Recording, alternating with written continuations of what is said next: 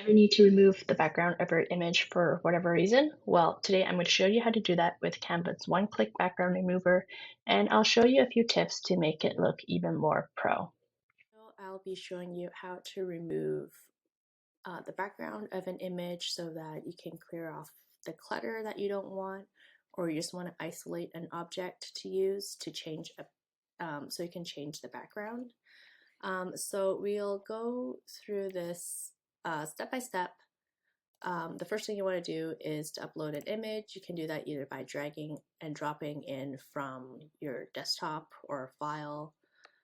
Or if you have it uploaded already here, you can just choose the image from upload. But other than that, it's pretty straightforward. You click on the image and there's already a button here for simplicity. You press background remover and it removed it super quickly. And if you want to do more adjustments, you just need to go into edit and click in here. So there are other brush options.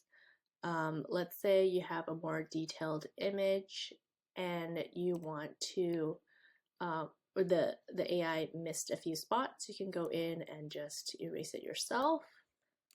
Or if you want to restore a part, say it took off too much, like a hair strand or something, you can also add that back in.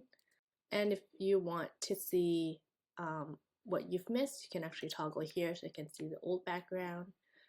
It just helps to see where the missed parts were, and you can adjust the brush size here.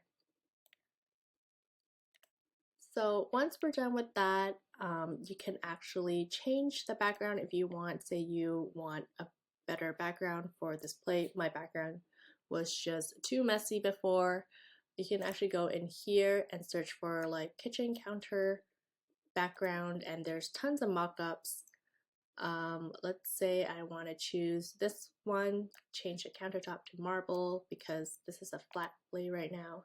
Just drag that in and you can set it as background, so it'll stay put in the background. And now it looks a bit funny because the shadows and lighting is a bit off, but we can also change that. So you can go into edit, go to shadows, and this is where you can add a glow to it depending where your light source is. You can put a drop shadow, which I think this is what I need right now to make it look like it's not floating in the air. And you can adjust the blur size, the angle which the light source is coming from, and the distance of the shadow. You can also outline, you can change the colors here. Or if you have like a standing cup or a mock-up of something, you can also use this. This is for vertical objects. But right now I'm good with this drop shadow. So now that this looks slightly okay, you can do